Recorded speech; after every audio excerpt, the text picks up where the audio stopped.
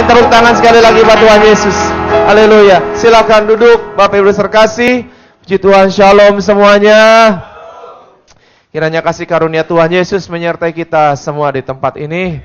Mari saja kita buka Alkitab kita. Saya mau ajak kita baca dari kitab Markus. Pasal yang pertama, ayat 35 sampai ayatnya yang ke-39. Kitab Markus pasal yang pertama, ayat 39, ayat 35 sampai ayat 39. Judulnya Yesus mengajar di kota-kota lain. Kitab Markus pasal yang pertama, ayat 35 sampai ayat 39. Kita akan baca sama-sama dari 5 ayat ini. Yang sudah siap katakan amin. Oke, kita baca mulai dari judulnya ya. 2, 3. Yesus mengajar di kota-kota lain. 35. Pagi-pagi benar, waktu hari masih gelap, ia bangun dan pergi keluar. Ia pergi ke tempat yang sunyi dan berdoa di sana. Tetapi Simon dan kawan-kawannya menyusul dia.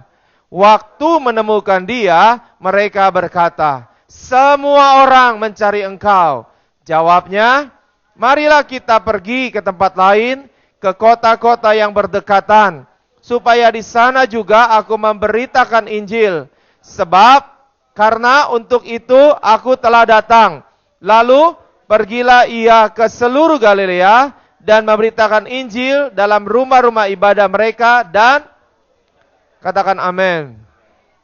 Secara yang siang hari ini saya mau bicara tentang, tolong multimedia, menyelesaikan tugas, saudara. Setiap kita punya tugas dalam hidup ini, setuju katakan amin. Di dalam keluarga, suami itu punya tugas loh, ya. Istri punya tugas, anak-anak juga punya tugas. Sebagai orang tua juga punya tugas, anak-anak juga punya tugas. Mana kita pergi bekerja, bersekolah juga punya tugas. Sebagai karyawan, sebagai manajer, bahkan sebagai owner pemilik pun kita punya tugas. Termasuk di gereja, ya. Kita datang, kita melayani, itu ada tugas, ya. Semua setiap kita ada di dunia ini punya tugas. Dan tugas itu harus diselesaikan. Amin, saudara. Bilang kiri kanan, tugasnya harus selesai. Ya, tugasnya harus selesai. Nah, bicara soal tugas, menurut Kamus Besar Bahasa Indonesia, arti tugas adalah yang wajib dikerjakan atau yang ditentukan untuk dilakukan. Artinya lain, pekerjaan yang menjadi tanggung jawab seseorang atau pekerjaan yang dibebankan. Contohnya pegawai, hendaklah menjalankan tugas masing-masing dengan baik, mengerjakan tugas saudara dengan baik-baik. Jadi sesuatu yang harus kita kerjakan dan enggak cuma dikerjakan, diselesaikan, gitu ya. Setuju katakan amin. Nah, dari firman Tuhan yang kita baca sama-sama, saya mau menyampaikan ini, saudara ya. Ada 3 hal untuk menyelesaikan tugas yang diberikan buat kita. Saudara tahu nggak apa sih tugas yang diberikan Tuhan buat kita? Ya. Yesaya pasal 43 ayatnya yang ke-7. Saya bacakanlah buat saudara ya. Yesaya pasal 43. Atau ada multimedia bisa bantu saya? Yesaya 43. Kita baca sama-sama aja ya. Yesaya 43 ayatnya yang ke-7. Yesaya 43 ayat yang ke-7. Oke, kita baca sama-sama ya, sudah ada di multimedia. Sama-sama. 2, 3. Semua orang yang disebutkan dengan namaku, yang kuciptakan untuk kemuliaanku, yang kubentuk dan yang juga, secara Tuhan menciptakan kita untuk kemuliaan Dia. Setuju katakan amin. Ya. Waktu Tuhan menciptakan manusia, ditaruhlah kemuliaannya dalam hidup kita. Makanya kita Roma bilang semua manusia berdosa dan telah kehilangan apa? Kemuliaan Tuhan.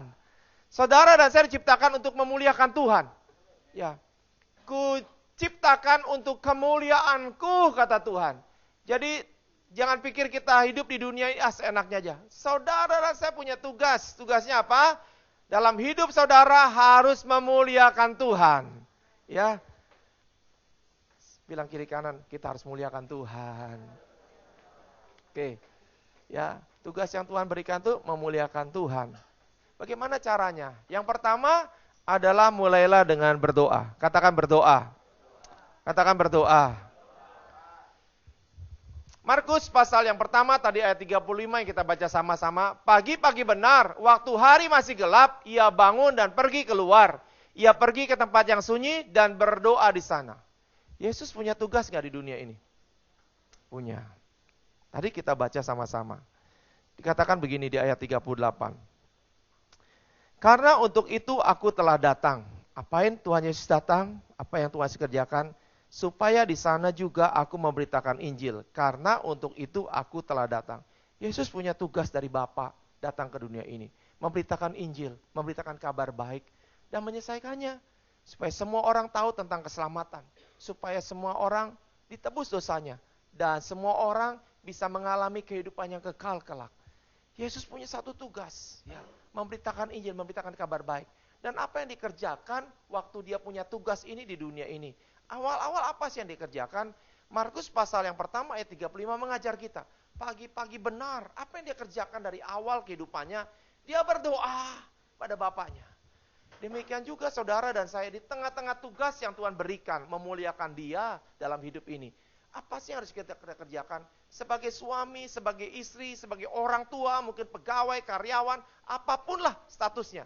Yang pertama untuk kita bisa menyelesaikan tugas, ayo cari Tuhan, berdoa kepada Dia. Berdoa kepada Dia. Amin, saudara. Mulailah dengan berdoa. Ya. Tuhan sangat-sangat menginginkan untuk komunikasi dengan kita. Tuhan sangat-sangat menginginkan untuk kita bersekutu dengan Dia. Di kitab Ayub, saya akan bacakan di kitab Ayub pasal yang ke-7. Ayat ke-18, ayat 19. Ayat 17 dan ayat 18. Apakah gerangan manusia sehingga dia kau anggap agung dan kau perhatikan. Dan kau datangi setiap pagi dan kau uji setiap saat. Apakah gerangan manusia sehingga dia kau anggap agung dan kau perhatikan. Kau datangi setiap pagi loh. Loh, setiap pagi Tuhan tuh datang pada kita. Ingin bersekutu. Komunikasi sama kita. Doa itu bicara soal komunikasi. Dialog Allah dengan manusia, ya. Ayo komunikasi setiap pagi. Berapa banyak saudara yang setiap pagi berdoa? Ada? Ayo setiap pagi berdoa. Firman Tuhan katakan loh, setiap pagi Dia kunjungin kita. Tuhan tuh rindu setiap pagi tuh ingin komunikasi sama kita. Tuhan, siapakah gerangan manusia kau anggap agung, kau anggap mulia, kau perhatikan dan kau datangi setiap pagi ini. Padahal kita cuma ciptaannya. Karena satu aja, karena Tuhan mengasihi kita. Amin saudara. Karena Tuhan apa? Mengasihi kita, mengasihi saudara dan saya. Dia datang untuk apa? Komunikasi. Mari saya ajak kita ke belakang sebentar nih, dari mulai kitab Kejadian. Tuhan menciptakan alam semesta ini, ya. Mulai Kejadian pasal yang pertama. Langit, bumi, terang, gelap, memisahkan daratan, lautan, benda-benda penerang, ada bulan, bintang, matahari, ada tumbuh-tumbuhan, ada binatang. Semua Tuhan ciptakan awal. Untuk siapa? Untuk manusia. Tanda bukti bahwa Tuhan tuh menganggap manusia tuh spesial. Siapa gerangan manusia kau anggap agung dan kau perhatikan? Karena memang manusia dianggap spesial dari ciptaan yang lain. Dibanding malaikat, dibanding tumbuhan, dibanding binatang atau yang lain. Manusia lebih spesial sebab kemuliaan Tuhan ada atas hidupnya. Amin, saudara. Selesai semua dibuat. Tuhan membuat satu taman di mana? Di Eden. Setelah buat satu taman di Eden, manusia diambil. Yang diciptakan ditaruh di taman itu. Kenapa Tuhan kasih tempat spesial? Satu taman di Eden. Supaya Tuhan bisa komunikasi. Supaya Tuhan bisa datangi setiap hari dan bercakap-cakap. Berdialog dengan apa? Manusia. Dan disitulah manusia awal pertama bisa melihat muka dengan siapa? Penciptanya. Komunikasi. Berdialog dengan Tuhan. Situ manusia. Tuhan tuh sangat rindu ini. Kenapa Tuhan sampai ciptakan ini? Sampai Tuhan kondisikan ini. Karena Tuhan mengasihi manusia. Tuhan ingin sekali bercakap-cakap dengan manusia. Tuhan lakukan ini. Mari perhatikan. Manusia jatuh dalam dosa. Dengan sangat terpaksa Tuhan mengusir. Saya percaya hatinya nggak tega. Dia usir. Dia panggil kru malaikat, jagain tempat ini ya.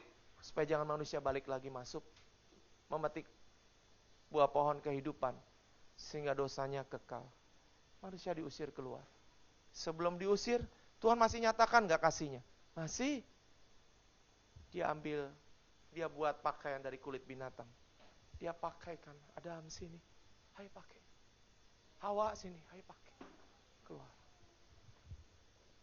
Keluar dari taman. Karena dosa, manusia pertama lakukan ini. Penderitaan demi penderitaan terjadi. Yang tadinya enak bisa bercakap-cakap dengan Allah, komunikasi dengan Allah. Tiba-tiba harus menderita di luar. Dari taman itu. Susah payah, hidup menderita. Dan mengalami apa? Kematian. Karena dosa gak cuma sekedar mati, tubuh balik lagi jadi tanah, roh kepada pencipta. Tapi harus mengalami apa? Hukuman kekal, penderitaan kekal, masuk neraka. Tuhan lihatnya, lihat. Hati Tuhan kembali gak tega. Karena begitu besar kasih Allah akan dunia ini. Kembali dia hampiri inisiatifnya. Dia turun dari sorga untuk nebus. Supaya apa sih? Supaya manusia bisa kembali bercakap-cakap dengan dia. Dosa menghalangi manusia untuk bisa bercakap-cakap dengan Allah. Karena ada dosa. Tapi Allah kembali rindu, dia berinisiatif. Dia tebus dosa manusia. Supaya apa? Supaya manusia bisa kembali bercakap-cakap dengan Allah. Waktu kita mengaku Yesus adalah Tuhan, Allah telah membangkitkan dia dari antara orang mati. Dengan hati percaya dibenarkan, dalam mulut mengaku diselamatkan. Kita mulai bisa menjadi anak-anak Allah lagi. Kita mulai bisa komunikasi secara roh. Secara kasat kita gak bisa lagi melihat Allah. Dulu Adam, Hawa bisa melihat. Tapi dosa membuat terpisah. Tapi setelah kita kembali mengaku, Allah menebus secara roh. Kita bisa kembali. Oh Tuhan hadir. Kau ada kembali bersama-sama. Lalu kapan secara tubuhnya kita bisa kembali bersama-sama? Secara fisik kita bisa kembali melihat. Nanti. 1 Tesalonika 4, 16, 17. Waktu tanda diberi. Penghulu malaikat berseru. Malaikat trompet Allah ditiup. Penghulu malaikat berseru, sangkakala Allah ditiup. Waktu Allah melangkah turun dari sorga, semuanya berubah. Yang mati dalam Kristus, pakai tubuh kemuliaan. Kita yang masih hidup akan diubah. Lalu bersama-sama akan diangkat dalam awan. Menyongsong Tuhan di angkasa. Itu kita udah mulai bertemu muka dengan Allah. Kembali bisa melihat, ya Allah, yang selama ini hilang karena dosa. Itu peristiwa yang akan kembali terjadi seperti waktu penciptaan. Bisa melihat lagi. Mari dengar, Tuhan rindu untuk komunikasi dengan kita. Lewat apa kita lakukan? Lewat doa ini. Allah mengajar kita. Lewat apa? Yesus. Pagi-pagi benar apa yang dia lakukan? Berdoa. Komunikasi dengan Allah. Makanya ayo lakukan ini. Kau yang belum, kau yang masih bolong-bolong, ayo setiap pagi miliki waktu untuk kita bersaat teduh. Miliki waktu untuk apa? Berdoa. Firman Tuhan setiap pagi loh dia datangin manusia. Setiap pagi Tuhan ingin sekali ngobrol. Ayo responi. Yang mengerti katakan amin. Ayo balik ya. Mary Diana seorang public speaking berkata begini ya. Doa akan sangat besar kuasanya ketika diselipkan kepercayaan di tiap baitnya. Doa demi doa, perkataan demi perkataan, komunikasi kita dengan Tuhan. Waktu kita naikkan, waktu kita perkatakan di hadapan Dia, dengan rasa percaya, ini Allahku, ini Bapakku, ini Tuhanku. Dia akan kembali satu kali kelak, muka dengan muka ketemu dengan Dia. Ayo, gak cuma sekedar kata-kata, tapi ada satu keyakinan, kepercayaan. Ya, sekali kelak kita akan kembali muka dengan dia. Yang mengerti katakan amin.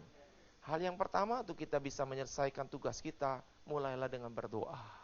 Sekali lagi doa sangat penting, itu komunikasi kita dengan Allah. Dan Allah sangat menginginkan ini. Oke ya. Yang kedua, saudara. Fokus pada yang harus kita kerjakan. Setiap kita punya tugas. Mulai dengan doa itu bagus sekali. Tapi yang kedua harus fokus dengan apa yang kita kerjakan. Dengan apa yang Tuhan tugaskan dalam hidup ini. Firman Tuhannya dalam Markus pasal pertama ayat 38. Ini jawabannya Yesus ya. Marilah kita pergi ke tempat lain, ke kota-kota yang berdekatan, supaya di sana juga aku memberitakan Injil. Karena untuk itu aku telah datang. Kalau kita baca di ayat sebelumnya, murid-muridnya itu mencari dia. Guru kemana sih? Guru kemana sih? Guru kemana sih? Waktu Simon dan kawan-kawannya menemukan dia, mereka berkata, semua orang cari engkau guru. Apa sih yang dilakukan oleh Yesus sebelumnya? Yang dilakukan Yesus sebelumnya adalah dia pergi, memberitakan Injil, menyembuhkan orang sakit, lalu mengusir setan-setan. Dan semua mata takjub melihat dia. Wow, ini luar biasa nih. Punya kuasa dan hebat sekali. Jadi semua orang kagum sekali. Sejak peristiwa itu, orang-orang cari Yesus. Ingin melihat kuasanya. Ingin mengangkat dia menjadi pemimpin. Untuk mengangkat dia menjadi apa? Raja. Atas mereka gitu. Dan itulah mereka mulai berkumpul. Bersama-sama cari dia. Tapi dengar ya. Yesus nggak silau dengan popularitas. Yesus nggak silau dengan apa? Dengan apa yang mereka ingin angkat. Kehebatannya. Kepopuleritasannya. Dia nggak silau dengan itu. Tapi dia fokus dengan tugasnya.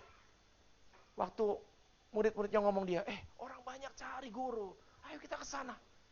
Mau mengangkat kau jadi kepala. Menjadi pemimpin. Menjadi raja. Yes. Jawabannya ini. Mari kita pergi ke tempat lain yuk. Ke kota-kota yang berdekatan. Supaya di sana juga aku memberitakan Injil. Karena untuk itu aku telah datang. Dia nggak peduli dengan itu. Secara tugas hidup kita memuliakan Tuhan. Jangan bangga karena kedudukanmu. Mungkin hebat di tempat kerjamu, tempat usahamu. Dengan hasil yang sedang kau capai. Banyaknya harta. Ya, banyaknya uang mungkin. Banyaknya titel atau jabatan. Di mata Tuhan itu nggak ada apa-apanya. Tapi biarlah kita fokus apa? Hidup ini untuk memuliakan Dia. Amin, saudara. Sebab untuk inilah kita diciptakan. Untuk itu inilah kita ada di dunia ini. Untuk memuliakan Dia, saudara. Jangan silau dengan harta, dengan silau dengan kedudukan, dengan silau dengan popularitas. Tapi biarlah setiap kita fokus dengan apa yang Tuhan tugaskan dalam hidup ini. Bahwa kita punya tugas untuk memuliakan Dia dalam hidup ini. Setuju katakan amin. Bilang kiri kanan kita harus fokus. Amin, saudara. Seorang bernama Andrew Wongso berkata gini, saudara. Tidak cukup sekedar memiliki target yang ingin diraih. Namun dibutuhkan tekad baja, mental, pantang menyerah, dan terus fokus dalam memperjuangkannya. Saya baca biografinya Andrew Wongso ya. Saya pikir orang ini orang dari daerah Jawa Tengah ya. Orang yang hebat langsung, keluarganya hebat. Enggak, orang yang sangat sulit sekali kalau baca biografinya. Saudara, dia nggak lulus SD loh. Tapi Tuhan bawa dia bisa jadi artis di luar negeri. Walaupun nggak jadi pemeran utama. Orang-orang bilang, nggak sukses di luar negeri walaupun jadi bintang film. Tapi dia bilang enggak. Orang lain nggak bisa jadi bintang film di luar negeri. Saya bisa. Sekalipun belum jadi pemeran utama. Dia bilang, saya nggak lulus SD loh. Gitu. Tapi saya bisa menjadi bintang film. Jadi artis di luar negeri. Kesukaannya memotivasi orang lain, membuat dia mendirikan satu perusahaan bersama istrinya. Untuk apa? Kata-kata motivasi. Ya. Dia bikin banyak sekali kata-kata motivasi yang dia jual. Dan lewat itulah dulu terkenal dengan selipan-selipan Alkitab, selipan-selipan buku ada kata-kata motivasi. Siapa yang buat? Dia dan istrinya, Andrew Wongso ini. Secara banyak hal yang bisa menghalangi dia nggak bisa sukses. Tapi dia belajar fokus dengan apa yang dia kerjakan supaya dia bisa berhasil. Demikian juga yang Tuhan ajarkan buat hidup kita. Jangan silau dengan apa yang udah kita capai. Itu bonus karena Tuhan campur tangan di dalamnya. Tapi fokuslah bahwa setiap kita yang kita kerjakan lakukan, biarlah nama Tuhan itu boleh dipermuliakan. Amin, saudara. Oke, itu yang kedua. Yang ketiga, saudara. Tekun untuk menyelesaikannya. Ya. Yang pertama tadi apa, saudara? Mulailah dengan doa. Yang kedua, fokus. Jangan sampai silau dengan yang lain. Jangan mau dialihkan pandangan kita sehingga kita tidak bisa menyelesaikan tugas. Tapi ayo fokus. Dan yang ketiga, perlu ketekunan, saudara. Ya. Yohanes pasal 4 ayat 34, kata Yesus kepada mereka, makananku ialah melakukan kehendak Dia yang mengutus aku dan apa, saudara? Menyelesaikan pekerjaannya. Saudara, perlu ketekunan untuk bisa menyelesaikan. Sepanjang Yesus ada di dunia ini, menjalankan tugasnya Bapa, memberitakan kabar baik, supaya semua orang percaya bahwa Allah mengasihi, Allah akan menebus, dan memberikan hidup yang kekal pada mereka yang percaya. Banyakkah tantangan? Banyak. Banyakkah halangan? Banyak, saudara. Sekali lagi, nggak semua orang langsung pro sama Yesus. Ada nggak yang iri? Ada banyak. Ya, kepala-kepala orang-orang Farisi, gitu ya. Orang-orang Saduki yang iri. Banyak nggak? Banyak tantangannya. Tapi dia tekun di tengah-tengah kesulitan, halangan yang ada, dia tekun untuk bisa menyelesaikan apa yang menjadi tugasnya gitu. Bahkan sampai di kayu salib dia selesaikan semua puncaknya. Itu Tuhan kita. Ayo belajar. Menyelesaikan tugas kita. Memuliakan Tuhan. Banyak kan tantangannya? Banyak. Orang kita rajin ke gereja banyak yang menghalangi kok. Untuk kita jadi radikal di dalam Tuhan, banyak yang menghalangi. Banyak kok. Kok ngapain ke gereja? Ayo sekarang waktunya kita pergi. Waktunya kita bermain, waktunya kita melakukan ini, melakukan itu. Ngapain baca Alkitab? Aduh. Mendingan kita baca yang lain. Kita perlu pengetahuan, kita perlu informasi. Udahlah, itu udah kuno. Tantangan demi tantangan banyak loh buat kita. Untuk kita bisa memuliakan Tuhan. Diperlukan apa? Ketekunan. Saya menulis ini, saudara. Ada John Stephen Akhwari. Ya, mungkin saudara pernah tahu tentang kisahnya ini. Diutus negaranya untuk ikut Olimpiade. Di sini. Meksiko 1968. Udah lama sekali ya. Saudara, dia pelari terbaik di negaranya. Makanya diutus oleh negaranya untuk ikut. Untuk apa sih? Dia tugaskan ini supaya untuk bisa menang paling tidak. Atau ikut dalam pertandingan ini. Supaya ada negara dia ada tercatat. Oh, ikut ambil bagian bahwa dia punya juga atlet seperti ini. Waktu dia ikut pertandingan atletik jarak jauh, mengalami sesuatu, memulai sih dengan baik. Tapi di tengah-tengah perjalanannya mengikuti pertandingan ini, dia bersentuhan dengan pelari lain dan dia jatuh. Mengalami luka dan lututnya bergeser, saudara. Lututnya bergeser. Dia harus berhenti dulu, istirahat dulu. Dan sambil menahan sakit, mengeluarkan darah yang ada, dia balut sebentar. Dia punya satu alasan, bahkan banyak alasan mungkin untuk bisa berhenti menyelesaikan pertandingan ini. Lutut saya udah tidak baik, saya udah berdarah-darah, kayaknya saya sudah tertinggal jauh lagi sama teman-teman. Saya berhenti aja. Tapi dia ingat ada satu tugas yang diberikan oleh negaranya dia. Engkau harus ikut ini. Engkau harus ikut ini. Ini perkataannya waktu dia diwawancara ya. Kenapa enggak berhenti sih? Waktu engkau mengalami kesakitan. Negaranya tidak mengirim dirinya hanya untuk memulai perlombaan. Tetapi mereka mengirimnya sejauh 5.000 mil untuk menyelesaikannya. Pertandingan selesai. Sudah mulai pada bubar. Tapi dia masih tertatih-tatih masuk. Orang melihat itu semuanya berdiri. Memberi semangat. Dan waktu diwawancari wartawan, ini perkataannya. Negara aku mengirim aku, enggak cuma untuk ikut pertandingan ini, memulai. Tapi dia menginginkan, negara menginginkan supaya saya bisa menyelesaikan ini. Karena dia percaya, saya bisa menyelesaikannya. Sekalipun ada apa? Penderitaan. Sekalipun ada apa? Ada tantangan.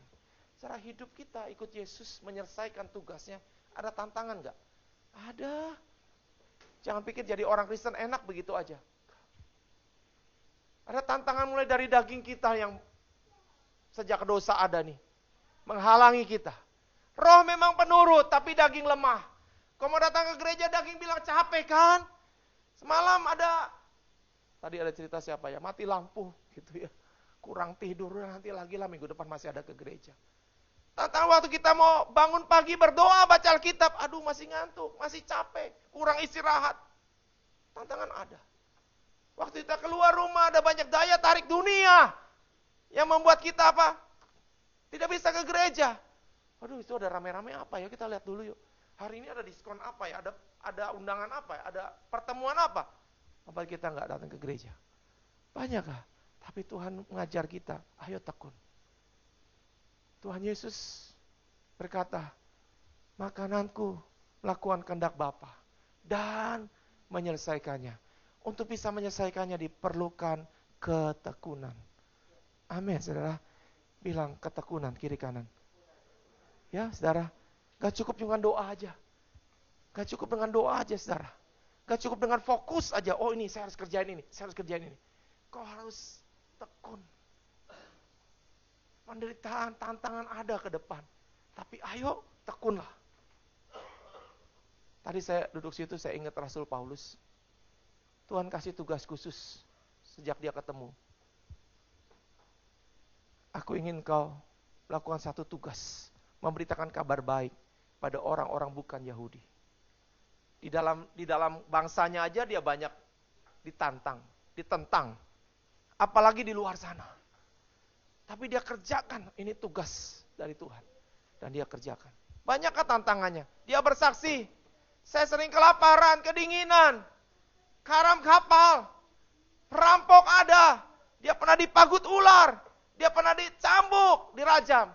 Tapi apa dia lalu keluar dari tugasnya dia? Di Timotius pasal 4 ayat 7. Aku telah mengakhiri pertandingan dengan baik. Aku telah mencapai garis akhir dan aku memelihara iman. Biar setiap kita, semua tidak ada yang gagal dalam menyelesaikan tugas ini. Memuliakan Tuhan. Tidak ada yang mundur imannya, tidak ada yang keluar dari imannya. Semua sampai garis akhir dan berkata kepada Tuhan, Tuhan aku telah menyelesaikan pertandingan dengan baik. Aku telah mencapai garis akhir dan aku memelihara iman. Setuju katakan amin. Saudara, ayo. Kerjakan itu perlu perjuangan enggak? Perlu ketekunan? Perlu, saudara. Amanat agung, Tuhan ingatkan. Jadikan semua bangsa murid Yesus. Lewat kita kerjakan itu nama Tuhan dipermuliakan. Ayo kerjakan, mulai dengan apa? Berdoa. Siapa ya Tuhan yang saya mau ajak untuk jadi murid Yesus? Siapa yang Tuhan ingatkan? Tetanggamu, temanmu, saudaramu. Ayo mulai dengan doa. Mulai dengan bersaksi. Mereka percaya bawa ke gereja baptis. Mereka mulai sudah dibaptis bawa ke gereja untuk apa? Diajar. Bawa ke kul demi kul yang ada untuk diajar. Biar mereka boleh menjadi murid Yesus. Jadikan semua bangsa murid Yesus. Amin, saudara. Tugas setiap kita pasti bisa menyelesaikan tugas yang Tuhan berikan. Memuliakan Dia. Gimana caranya? Mulailah dengan berdoa. Lalu fokus dengan apa yang harus dikerjakan atau selesaikan. Dan yang terakhir, kita tekun untuk menyelesaikannya. Biar setiap kita bisa menyelesaikan tugas yang Tuhan berikan. Mari kita bangkit berdiri sama-sama. Yuk. Pemusik. Kemana pemusiknya?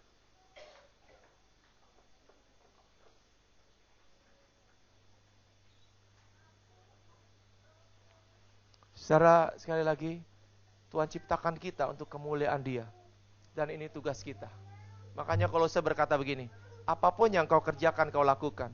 Lakukanlah seperti untuk Tuhan. Supaya kita bisa memuliakan Dia.